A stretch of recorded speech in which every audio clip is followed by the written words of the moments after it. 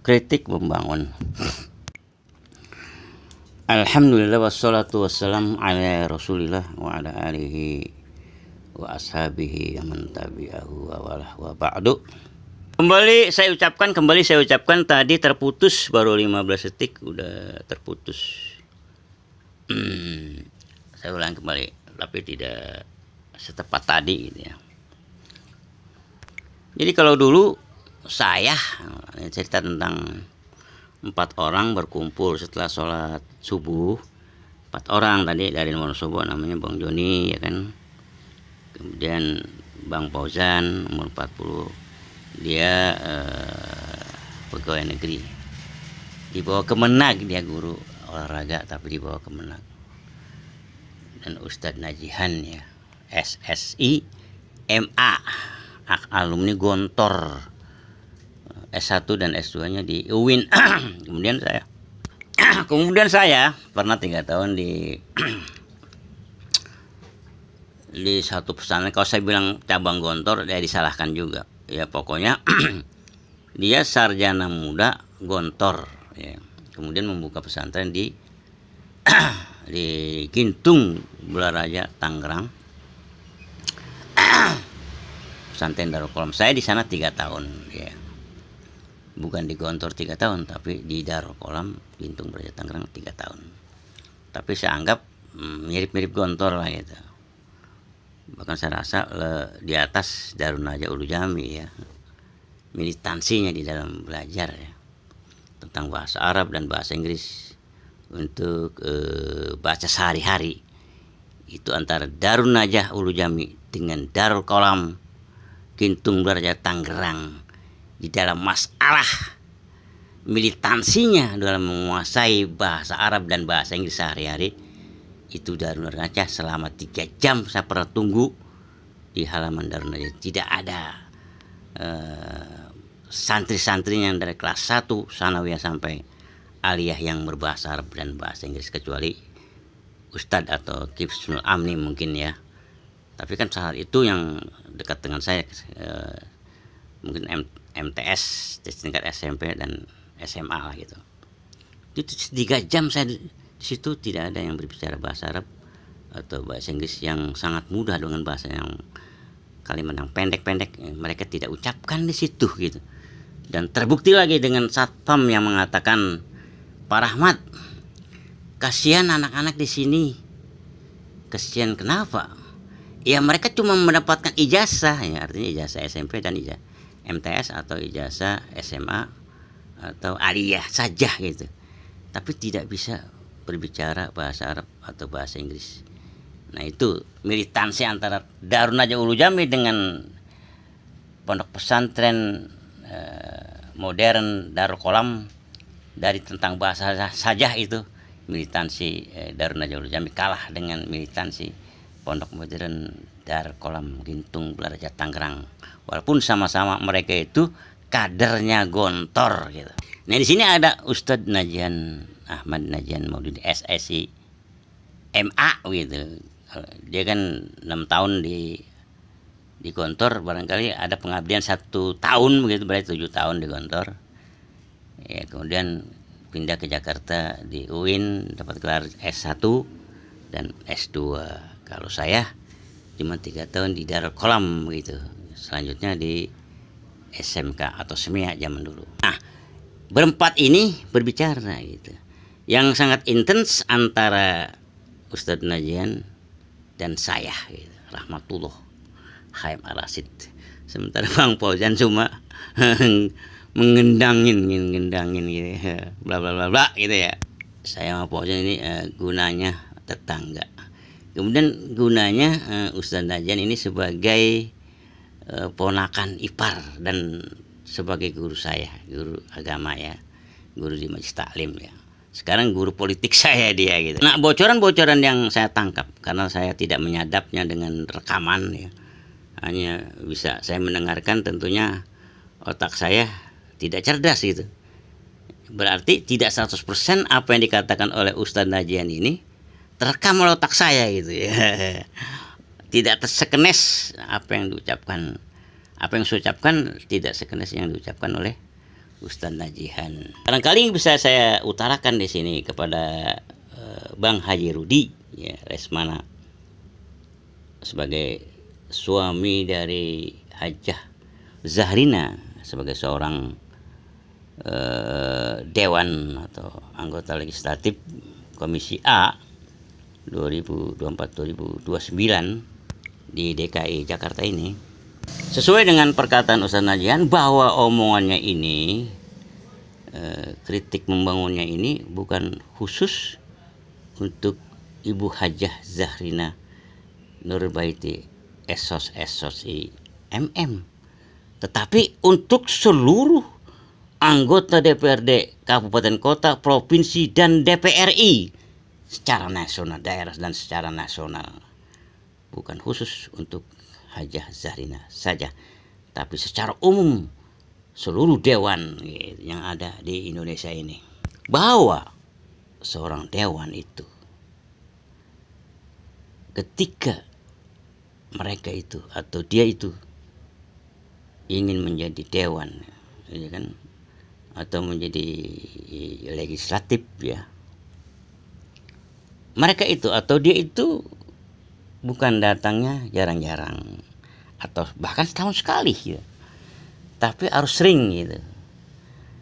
Kemudian dengan konteks saat ini gitu, ketika PKS ini sedang dirundung malang karena kekalahan calon-calon PKS di Depok yang 20 tahun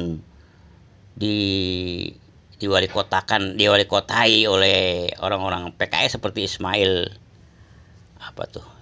Nur Mahmudi ya, dan udah 20 tahun gitu, berarti 5 periode itu wali kotanya adalah orang PKS, tapi sekarang rontok atau kalah ya. Begitu juga di Jakarta ya, calon dari PKS itu Suswono sebagai calon wakil gubernur tidak berhasil, katakan seperti itu, kalau memang satu putaran ya, kalah dengan Pramono Anung dan Dul Rano Karno gitu. Begitu juga di Jawa Barat PDIP ya, dan Airin yang Golkar itu kalah ya. Di Jawa Timur Khofifah itu orang Kim Plus ya, termasuk yang di Jawa Tengah juga PDIP Andika Perkasa itu kalah dengan Taj Yasin yang dari Maimun ya, dan Lutfi itu gitu. Tapi memang khusus masalah PKS ya, di Bandung, di Jawa Barat, di Jakarta, Depok ya, itu kalah PKS, dimenangkan oleh suara Anies atau efek Anies gitu. Ketika cagup atau calon bupati atau calon wali kota itu di endorse atau mendapatkan endorsement dari Anies, maka mengalami kemenangan. Seolah-olah Jokowi versus Anies, biasanya Anies menang ya terhadap Jokowi gitu. Kalau di Jakarta berarti efek Anies atau anak abah ini bisa memenangkan Kim Plus yang didukung oleh 14 partai atau 15 partai. Kalau memang timnya Zahrina ini atau Haji Rudi atau Pak Firman atau Pak Budi untuk rajin mendatangi atau duduk bersila bersama-sama jamaah Majlis Taklim Mushola Asyatiriyah setiap malam Selasa, itu kayaknya agak mustahil atau agak berat ya. Diambillah alternatif yang paling ringan, yaitu setiap malam Selasa, setiap Majlis Taklim Mushola Asyatiriyah pada malam Selasa itu mengadakan pengajian dari jam 8 malam sampai jam 9 malam, sama 1 jam aja, cuma dikirimkan konsumsi gitu, teh manis ya, artinya gula pasir ya, dan tehnya begitu. Kalau air panasnya bisa dimasak di sini gitu, di Ulu Jami begitu, maksudnya di RT 1 RW 3 Ulu Jami begitu. Atau kopi gitu, kopi yang sudah matang atau yang masih mentah dan bisa diseduh atau dimasak di musola ini begitu, atau dengan makanannya gitu. Atau bisa aja dengan nasi uduk gitu ya, misalnya untuk 30 orang gitu ya, nasi uduk itu setiap malam Selasa. Berapa duit sih kira-kira gitu? Itu alternatif yang paling ringan, paling mudah. Nggak usah lah jasad atau orang yang datang dari tim Jarina, tapi cukup dengan konsumsinya itu, atau berbentuk uang saja begitu.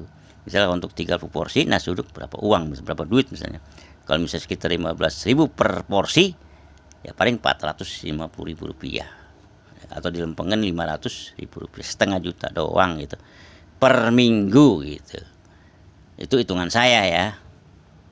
Tapi itu ya alternatif yang paling mudah saya rasa. Dan itu pun Ustaz Najan menekankan gitu. Itu pun harus ikhlas.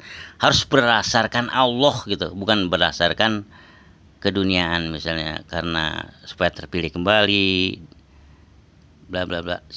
Sebab kalau sudah mengeluarkan konsumsi seperti itu, ini kata Ustaz Najim juga, itu otomatis nanti orang lebih mengenal Ustaz Jarinah gitu, akan lebih paham atau mengerti atau tahu Jarinah itu gitu, otomatis seperti itu. Ketika saya khususnya dengan Ustaz Najan itu ngobrol gitu, bocor halus ya, secara lebih intens gitu, itu lancar sekali. Tapi kalau saya menceritakan kembali, ini agak tersendat-sendat ya. Seperti kronologis saya mengamplokkan antara Andri Anas dengan Ustadz Najihan. Secara singkat-singkat saya ceritanya begitu, mereka bertemu begitu. Dan Andri Anas menyarankan kepada Ustadz Najihan agar Ustadz Najihan itu berbicara kepada seluruh jamaahnya supaya memilih ridho gitu. Ini ditolak oleh Ustadz Najihan dengan bahasa Ustadz Najihan, karena saya tidak mendengarkan secara detail dari awal sampai akhir. Itu Ustadz Najihan kalau menurut redaksional saya menolak untuk mengikuti saran dari Ustadz Andri Anas gitu ya. Karena memang situasi di Jakarta ini, efek Anies anak Abah itu sangat kental gitu, sangat mengkristal gitu ya, termasuk terhadap diri Ustadz Najihan. Ya, barangkali beliau bukan hanya mengerti masalah agama dengan pendidikannya itu tadi yang saya sebutkan, juga masalah politik dia cukup memahami. Ya beda-beda dengan Ustadz Hamka, ya, beda-beda dikit atau sama, mirip tapi tak sama gitu. Dua-duanya pemahaman tentang politik dari Ustadz Hamka dan Ustadz Najihan itu saya sudah dengarkan gitu. Saya berbicara ini berbicara untuk 5 tahun ke depan pada Pileg tahun 2029, bukan Pilpres Pak, Pileg 2029 yang 5 tahun yang akan datang, untuk khususnya Hajah Jarinah Nurbaiti SOS SOI MM. Pada sebenarnya tanggal 27 November kemarin saya tetap memilih ridho gitu, menusuk ridho dan sah gitu ya. Walaupun pada pembicaraan 4 orang tadi itu saya disalahkan begitu. Dalam bahasa saya, kenapa saya tetap menusuk ridho? Ya, kan kata Pak Joni, dengan memilih bukan ridho, memilih dul, itu berdasarkan hati nurani gitu. Nah saya pun menjawab begitu. Saya memilih ridho pun berdasarkan atas nilai hati nurani gitu ya. Walaupun memang ridho misalnya kalah gitu ya dengan dul dalam satu putaran gitu. Nah, tetap saya meyakini memilih ridho walaupun kalah. Saya tahu sebelum tanggal 27 November itu saya tahu dul akan menang gitu ya. Saya sudah bocoran kepada ketua RT 1, dul bakal menang. Tapi tetap saya memilih ridho gitu ya. Iya. Sekali lagi bahwa saya tidak mau berbohong kepada Haji Rudi gitu, iya kan? Seperti yang kemarin pada waktu memilih Aleg, iya kan? Saya tidak bisa menerima Karena saya ingat dengan hadis yang menyatakan ar-rosi wal murtasi pinar gitu. Jadi saya tidak menerima uang dari Sutikno dan juga dari ST yang dari Gerindra, ya Gerindra yang incumbent itu gitu. Begitu juga kasusnya dengan saya memilih Ridho, itu seperti itu gitu. Ya walaupun memang saya sudah dikasih 300.000 rupiah oleh Andri Anas gitu, karena jasa saya juga meliput mauludan di Masjid Al Hikmah pada malam minggu itu, dan juga ya pertemuan pada malam tanggal 26 November di Ustadz Amka ya, digabung jadi 2 amplop itu 300 kalau menurut saya kan begitu. Kalau orang lain mungkin nggak ada jas seperti itu 300 utuh gitu ya. Mereka tidak bekerja gitu. Kalau saya kan bekerja meliput dari jam 8 sampai jam 10 lewat 20 menit di Masjid Al Hikmah begitu. Ya walaupun saya tidak memilih Dul tapi tetap memilih Ridho, tapi tetap saya yang orang yang bisa mengucapkan atau berkata-kata, bahkan menulis WhatsApp ke Haji Rudi, bukan Bang Joni, bukan Ustaz Najian, dan bukan Bang Fauzan, tapi saya Rahmatullah Khayyam Rasid gitu. Tapi sekali lagi ini bukan khusus untuk Hajah Jahrinah Nurbaiti Esos MM, tapi ini untuk seluruh anggota Dewan tingkat Kabupaten Kota Provinsi dan DPR RI. Misalnya kontaknya saya menyarankan misalnya Jahrinah dan tim mengunjungi Ustaz Najian untuk berdialog.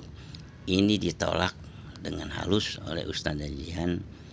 Yang bisa saya tangkap dia akan seolah-olah membuang waktu dan percuma. Jadi cukuplah saran dia itu, nah menurut saya ya, tentang tadi konsumsi yang sekitar 500.000 rupiah per malam Selasa, itu saja cukup gitu. Kemudian kalau rentetan untuk dialog-dialog itu selanjutnya akan mengalir begitu saja gitu. Atau ada saran yang kedua, jadi khususnya untuk Ibu Jahrinah mengadakan makan gitu di warga gitu ya. Ada satu keluarga misalnya nasi uduk misalnya, dia katakan seperti itu. Kan nggak seberapa nilainya kan begitu. Tapi itu sering terjadi di dapil 7 ini gitu. Nah itu bisa mengangkat secara bahasa ya, verbal, itu bisa mengangkat atau mendongkrak atau menstabilkan popularitas Ibu Jahrinah gitu. Itu poin kedua gitu. Ya tapi kembali saya ucapkan itu berdasarkan ikhlas juga gitu. Ikhlas karena Allah Subhanahu wa taala, bukan karena jabatan bla bla bla, tapi otomatis gitu. Masalah jabatan atau nama itu akan terdongkrak secara otomatis gitu. Karena kegiatan khususnya Jahrinah ini menyambangi warga gitu. Yang ketiga yang saya ingat gitu ya, dia menyarankan juga Ibu Jahrinah ini menyambangi orang sakit misalnya, dan ketiga yang B-nya tadi A-nya, yaitu membantu mereka yang membutuhkan pendidikan gitu ya. Saya jabarkan misalnya yang tidak mempunyai paket A, paket B, paket C, yang sifatnya tidak reguler ya, bahkan reguler silakan, tapi yang sangat kasuistis, yang sangat dramatis, yaitu tentang warga yang tidak mempunyai paket A, paket B, paket C, yang nilainya 2 juta rupiah untuk orang yang bukan yatim piatu. Kecuali yatim piatu itu gratis, kecuali untuk ujian yang 250.000 rupiah. Kalau ini ditangani ya dilakoni ya, dicermati ya, apalagi ditelisik ya, diayomi begitu. Nah ini yang ketiga nih ya, menurut saya seperti yang dikatakan oleh Ustaz Najian, ini bisa menjadi senjata yang ampuh buat sosialisasi dan kampanye memperkenalkan diri Haji Jahrinah di masyarakat. Dan dia juga mengatakan tanpa memperkenalkan diri, otomatis rakyat akan mengenal Haji Zahrina. Karena sepak terjangnya ini yang sangat merakyat. Yang menurut saya masalah ini juga adalah keadilan ya, yang universal gitu.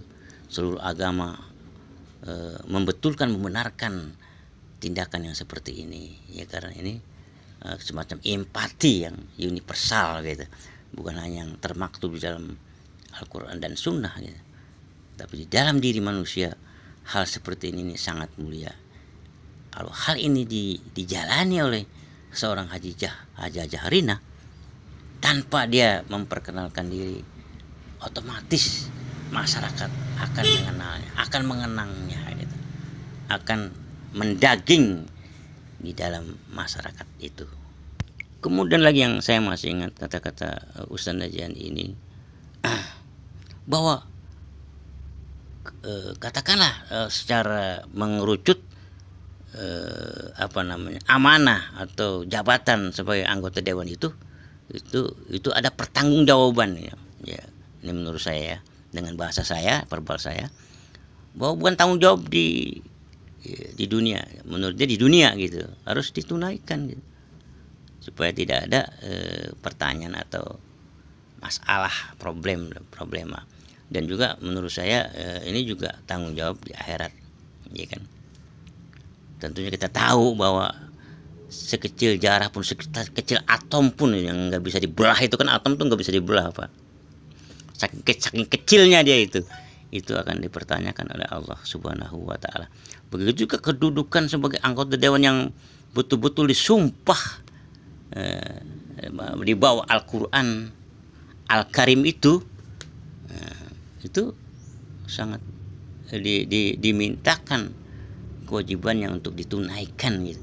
Antara itu tadi menjambangi masyarakat dan berempati kepada masyarakat, kepada warga, contohnya tentang pendidikan, kesehatan, dan lain sebagainya. Kemudian yang saya ingat juga tentang beras ya, apa itu namanya, beras murah yang 5 kilo ya, dan sebagainya itu yang saya alami di Tangerang Selatan, yang beras diberikan oleh caleg PKB begitu ya. Bahkan yang di Ulu Jami di RT 1, RT 2, RW 3 ini itu ada orang tua yang umurnya 80 lebih ya. Haji Khomsin dia menyatakan begitu, bahwa nasi dari beras ini kurang bagus gitu, kata Bang Pojan itu. Ya harusnya kan kualitasnya itu seperti beras petruk harusnya gitu. Jangan yang seperti kurang bagus begitu. Bukan yang senilai 9.000, 10.000 gitu. Kalau bahasa konteksnya begitu gitu. Harus yang 14, 15.000 seliter atau sekilonya kan begitu. Mengertilah kita ya, Jarudin pasti mengerti dan sebagainya. Jadi bisa terlontar ya memang terlontar dari lisannya Ustaz Najian bahwa kok dewan tuh pelit gitu ya. Pelit ya. Karena di Tangsel minta PKB itu kok berasnya membongkal, menempel gitu ya. Jadi kurang bagus berasnya. Kemudian yang di Ulu Jami ini yang RT 1, RT 2 itu kurang bagus nasinya gitu. Ya kecuali beras yang sekelas petruk ya. Tentu kalau itu yang disebar di masyarakat, di warga, pasti tidak mengeluh nasinya kurang bagus gitu ya. Ya pasti makan dengan sambal pun bisa enak gitu ya. Ini kalau kelas petruk gitu ya, berarti tidak akan terlontar kata-kata pelit untuk anggota DPRD Kabupaten Kota, Provinsi dan DPR RI. Tapi kalau nasinya tidak bagus seperti itu, ya wajar kalau Ustaz menyatakan bahwa seluruh anggota DPRD, DPR RI di Indonesia ini pelit. Dan saya percaya kata-kata dia begitu. Ini secara manusiawi ya. Dan bahwa DPR RI itu bukan nabi, memang iya. Kita manusia biasa, kami pun manusia biasa. Tapi ajaran di dalam Islam kita harus tidak pelit. Artinya untuk rakyat ini harus diberikan beras petruk ya, bukan beras yang 10.000 ke bawah per liternya. Saya setengah berkelakar gitu bahwa bargaining power Ustadz Najian khususnya ya, ini ratingnya, gridnya, levelnya, kelasnya meninggi gitu ya.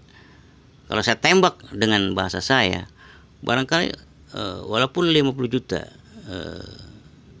diberikan kepada Ustadz Najian agar dia gitu, mengomandokan seluruh jemaahnya untuk memilih ridho dengan memberikan fotokopi KTP, walaupun tidak menandatangani, dengan tidak tanda tangan, dia bisa menolak. Berarti tarif dan bargaining power Ustadz Najian ini sudah sampai 50 juta dalam satu kasus pilkada atau pileg atau pilpres saat ini tahun 2024 bulan ini. Ada lagi bocor halus yang bisa saya dengar saat itu tentang PKS.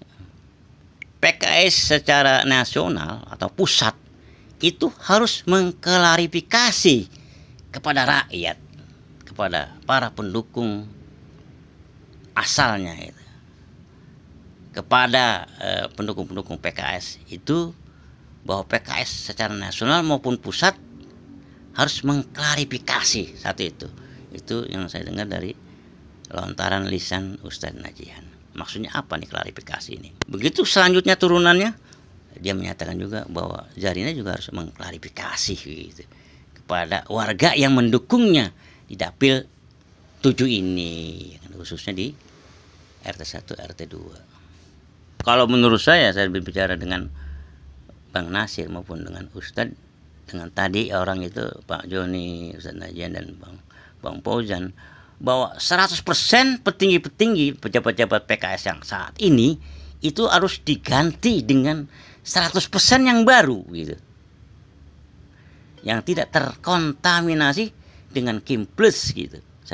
Itu bahasa saya ya, tapi itu kan saya plagiator dari ucapan Ustadz Najian tadi begitu. Atau kalau dengan bahasa saya sendiri, mungkin 100% diganti, maksudnya 22 pakar PKS yang mengundurkan diri atau resign, keluar dari PKS itu ditarik ke dalam PKS, dan petinggi-petinggi PKS yang mendorong para PKS itu masuk ke dalam Kim Plus itu harus keluar gitu, harus taubat dia seperti Nabi Musa alaihissalam itu taubat, dan juga seperti Nabi Adam alaihissalam dan Siti Hawa itu taubat bertahun-tahun kepada Allah Subhanahu wa Ta'ala, sampai Allah itu menerima taubat mereka, sampai rakyat pendukung PKS ini sejabodetabek bahkan se-Indonesia yang anak Abah Anies itu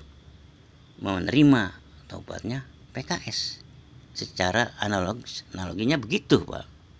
Emang sangat berat. Kalau tidak begitu, ini secara pribadi saya khawatir tahun 2029 PKS akan merosot di DKI Jakarta atau DKI Jakarta, bahkan secara nasional, Jabodetabek dan lain sebagainya. Ini saya khawatirkan seperti itu kalau tidak ada klarifikasi seperti tadi yang disarankan oleh Ustadz Najian. Lalu saya berseloroh juga bahwa Ustadz Najian ini pantas menjadi anggota dewan gitu, tapi dia menolak begitu ya. Dia cuma bisa menganalisa semacam seperti itulah gitu. Mungkin inilah tugas-tugas seperti yang dicontohkan oleh para nabi itu. Para nabi itu berani berbicara kepada penguasa gitu. Seperti Nabi Musa dan Harun berani berkata-kata dan berdialog dengan Fir'aun begitu. Seperti Rasulullah SAW berani berkata-kata dengan Abu Jahal, Abu Lahab dan dengkot-dengkot kafir Quraisy saat itu, dan berani berperang dengan tentara Makkah ya, walaupun mereka cuma 300 beberapa belas orang untuk melawan 1000 tentara Makkah di dalam perang Badar. Begitu saya rasa Ahmad Najian Maudidi berani berkata-kata seperti ini, yang saya sampaikan kepada Haji Rudi dan juga umumnya kepada seluruh anggota DPRD Kabupaten Kota Provinsi dan DPR RI, termasuk Hidayat Nur Wahid gitu.